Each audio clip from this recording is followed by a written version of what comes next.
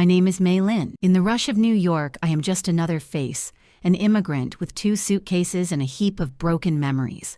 But I know one thing. My past did not remain behind in China. It has followed me here. I still remember my very first night when I arrived in New York. That tiny rented room in the Lower East Side was even smaller than I had imagined. The walls were damp, the window panes covered with dust, and the fan's hum was a weak attempt to cut through the deep silence.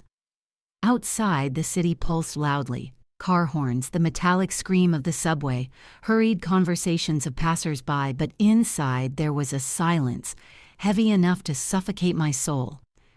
Friends, before listening to this real story, tell me in the comments which country you are watching this from, and don't forget to like the video and subscribe to the channel. I slowly began to unpack my belongings, folded my clothes, placed my mother's old scarf at the head of the bed. It still carried that faint fragrance of jasmine, as if she were sitting beside me, resting her hand on my shoulder. And then there was Father's diary. The very diary I had carefully brought with me from Shanghai. Yellowed pages, faded ink strokes, and rows of numbers, so neat that it seemed even mathematics bowed before my father. As a child, I never understood what he searched for in those figures through endless nights. Now, this diary was not just his memory for me, but the heaviest burden of my life. That night, as I lay in bed, my thoughts kept circling back to one man, my fiancé, my almost husband. His voice still echoed in my ears. This isn't personal, May, but I can't build a future with emptiness. Emptiness. He had called my womb emptiness. In that moment, it felt as though all the breath had been stolen from my chest. I knew that my inability to bear a child wasn't weakness. It was the irony of fate. But to him, I was just an incomplete woman. He hadn't stopped loving me. He had stopped hoping. And when hope breaks, love crumbles on its own. I decided it was better to run away from Shanghai. And that is what brought me to America. The streets of Chinatown felt strange at first. Chinese posters plastered on the walls, the aroma of noodles and voices spilling out from shops.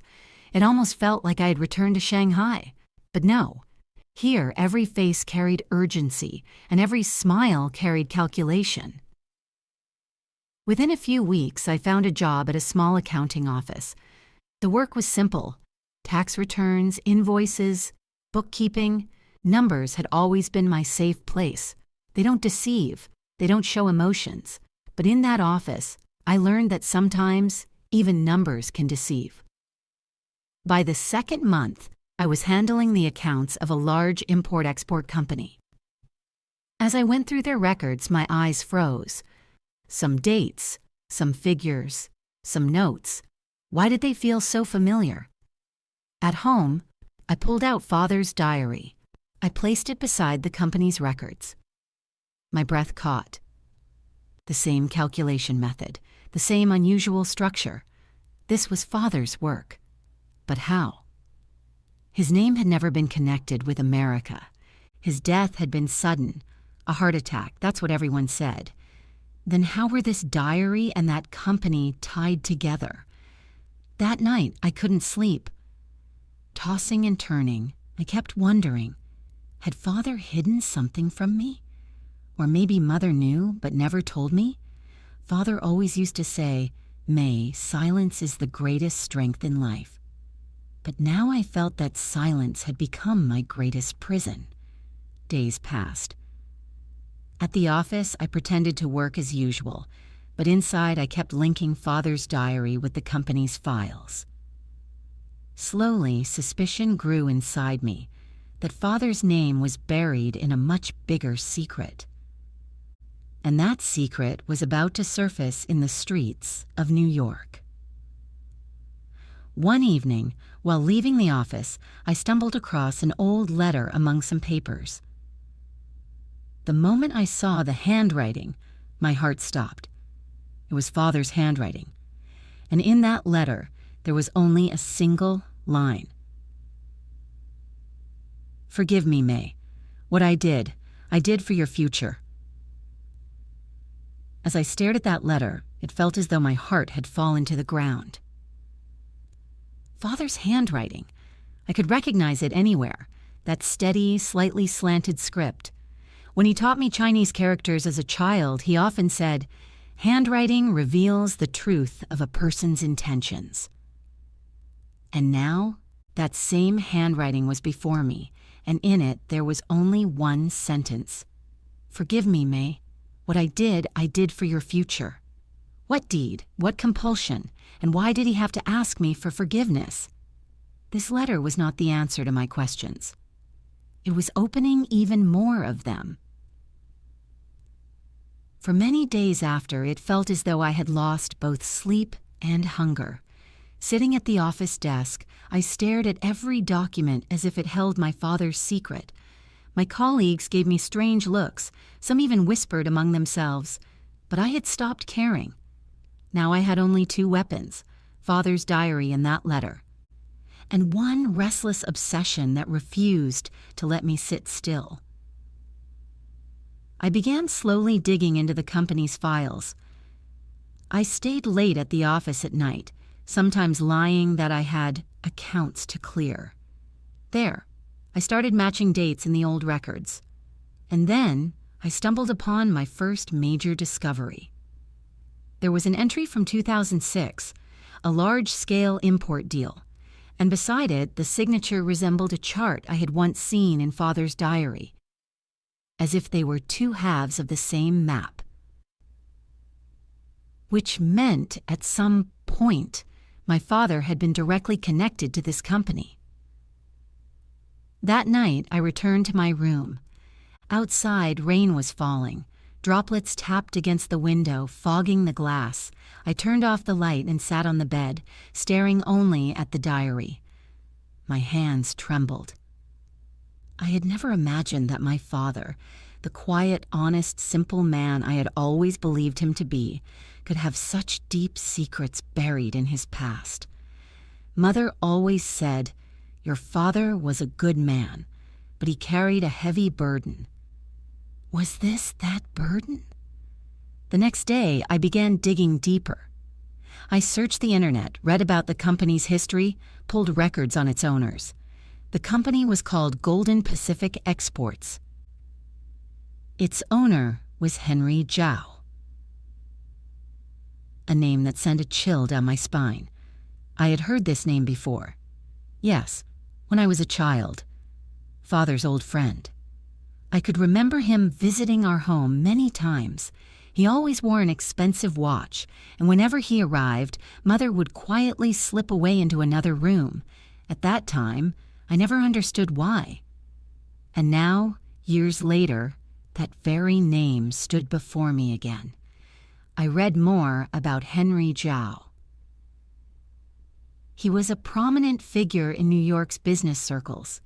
His photographs appeared in newspapers, suit, tie, and a gleaming smile. But I wanted to know the man behind those photographs, because by now I was certain that my father's death was somehow connected to him.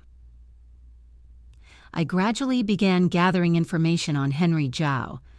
Social media, old news articles, business reports.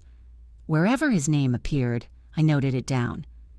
But the greatest shock came when I discovered that only weeks after my father's death, Henry Zhao's company had suddenly begun to grow rapidly, as if someone had handed him everything he needed all at once. I opened Father's diary again. On one page it read, "When a friend becomes an enemy, the truth gets buried in silence." In that moment, I felt as though Father was speaking directly to me. It slowly became my routine. Mornings in the office, evenings combing through files, nights reading the diary. Inside me there was fear, but also a strange new strength. And now, everything was clear. My father had been betrayed, and the betrayer was the very man who now walked proudly through New York as a respected businessman. One night, while working late at the office, I found another file in an old box. Inside was an old contract. The signatures on it made the ground slip beneath my feet. On that contract was my father's name, and right beside it, Henry Zhao's. When I saw my father's and Henry Zhao's signatures side by side, my entire body went numb. My hands shook, my eyes welled with tears, but my mind suddenly became crystal clear. There was no more doubt. My father and Henry Zhao had once been partners. But then, why had father died? And why had his diary been filled with so much pain and secrecy? That night, I couldn't sleep. Lying in bed, I drifted back into the past. I must have been about 10 years old. I remembered once a long black car had pulled up outside our house. From it, Henry Zhao had stepped out, dressed in a suit, wearing that gleaming watch, and with a smile that looked far too false. Father had welcomed him, but Mother's face had gone strangely pale. That day, she sent me into the kitchen and said, "Children should not listen to grown-ups' conversations." But I'd always been a curious child. I listened from behind the door.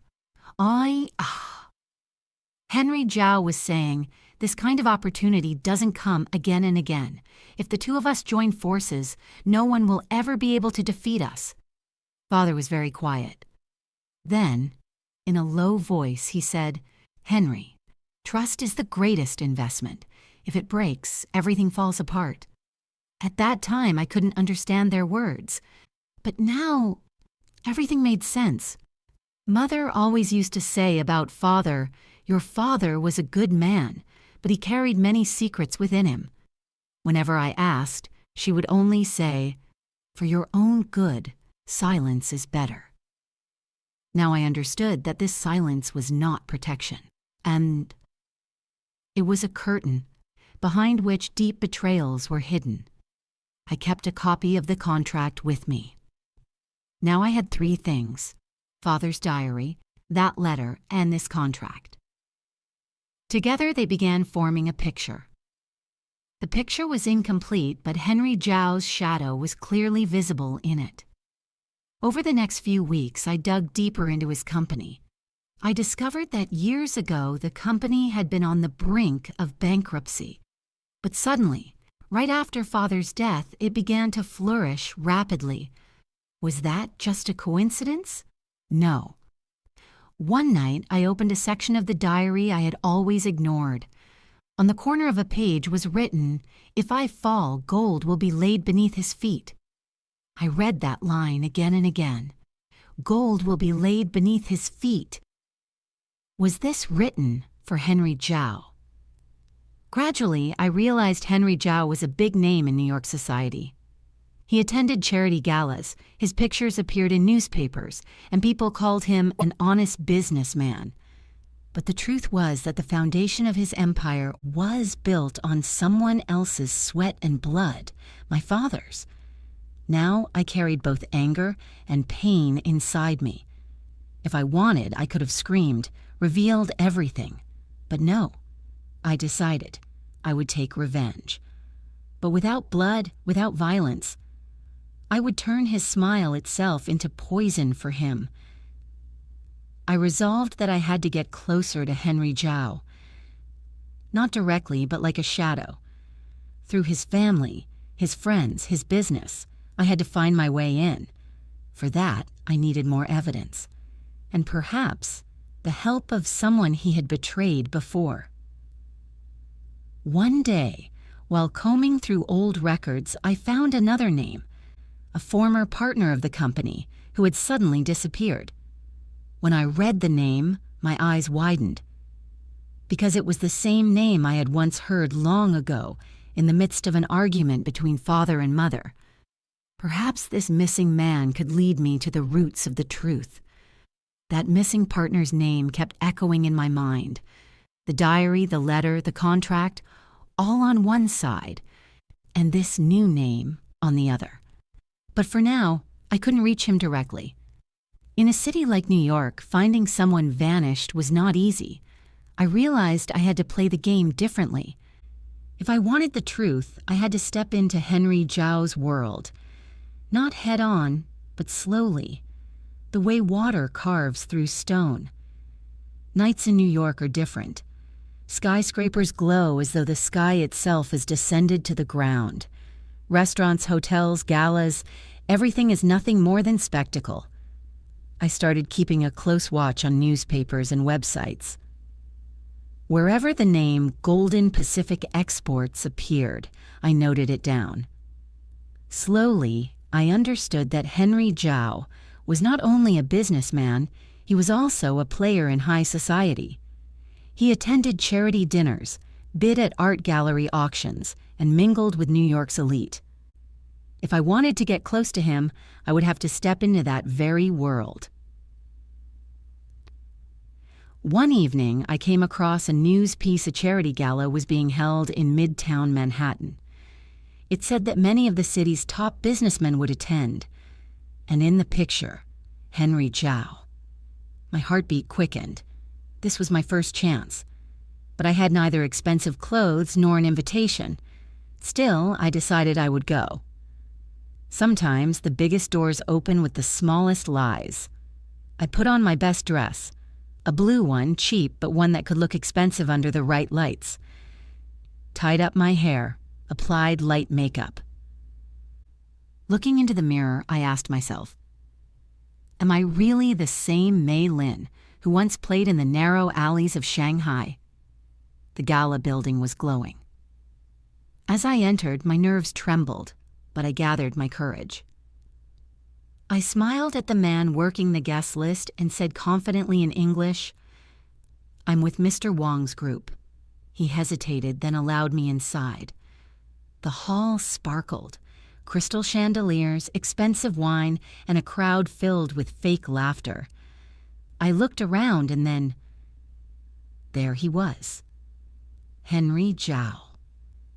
In a suit, shaking hands with people, wearing that same smile I had seen in photographs.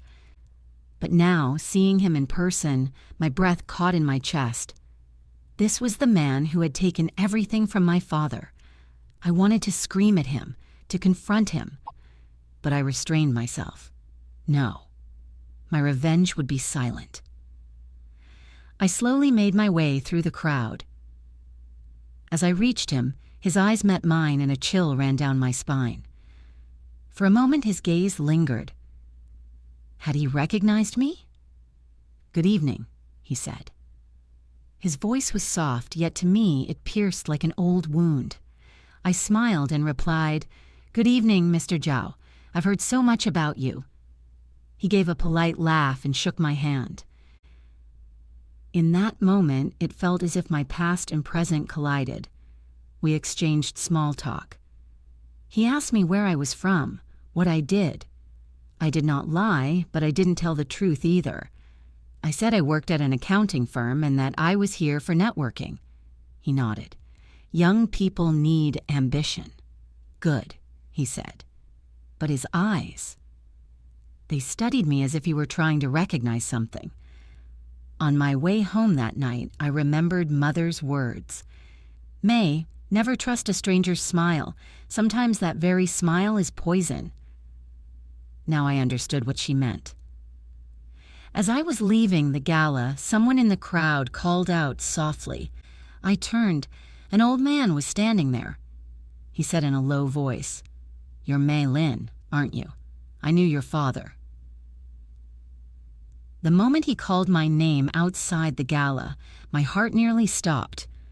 There was a strange weariness in his eyes, as if he had seen too much and hidden even more. He stepped closer and whispered, "Your father was a good man, but he trusted the wrong people." At those words, my whole body trembled. I took a deep breath and asked, Who are you? How did you know my father?" He glanced around as if afraid of being overheard, then said, "Not here. In this city of lights, truth is dangerous. Meet me tomorrow morning at Central Park near the clock tower." With that, he disappeared into the crowd. I stood frozen, my hands cold, my heart racing out of control. Could this be the missing partner? Or someone else, someone who had witnessed my father's secrets? That night, I lay in bed, sleep nowhere near my eyes. Every time I closed them, my father's face appeared, tired, sorrowful, as if trying to tell me something. Had he truly gambled his life by trusting Henry Zhao? I knew tomorrow's meeting could change everything. The next morning, I arrived early. The cold air of Central Park cut through me. As I walked toward the clock tower, my steps felt heavy. The old man was already there. In a brown coat, hands in his pockets. When he saw me, he nodded. "My name is David Chen," he said softly. "Your father's old partner." The ground beneath me seemed to shake. This was the same name I had read in the diary and the contract. The same name I had heard once in the heat of an argument between my mother and father. I whispered, You're the one who disappeared?" He gave a bitter laugh. "Not disappeared, May. I was made to disappear." David Chen's words struck me like a blow. He told me how he and my father once ran a small but honest business together. Then Henry Zhao appeared, with his charm, big promises, and golden words. "Your father warned me," David said. "But I too was tempted. I thought, what's wrong with dreaming big? We believed Zhao would bring us success, but slowly he began to strike at our very roots." David recounted how Henry Zhao tricked them into signing fraudulent contracts, how he siphoned money from the company, and when evidence started piling up, suddenly David himself was accused of theft. "I tried to fight," David said, "but he had power, money, and people on his payroll. I was disgraced, lost in court, and then vanished from this city, because if I had stayed, I might not have survived." With a trembling voice, I asked, "And my father?" David's eyes filled with tears. "Your father, he stood by Zhao for too long. Perhaps out of friendship, perhaps for the sake of his daughter's future. But when he finally realized the truth, it was already too late. His death. May, it wasn't an accident." My breath caught. "Are you saying that my father's death?" David lowered his head. "I can't say it outright. I don't have proof. But I know this much. To Zhao, your father's silence was more valuable than his life." At that moment, a fire ignited inside me. My father's face, my mother's silence, and Henry Zhao's smile, they all pierced me at once. I realized this fight wasn't just for my father. It was for me, for my childhood, for the home that was destroyed by lies and betrayal. David looked straight into my eyes and said, "May, be careful. Zhao is still just as powerful. He can crush you the same way he crushed me." I looked at him and slowly replied, "No, this time he will lose.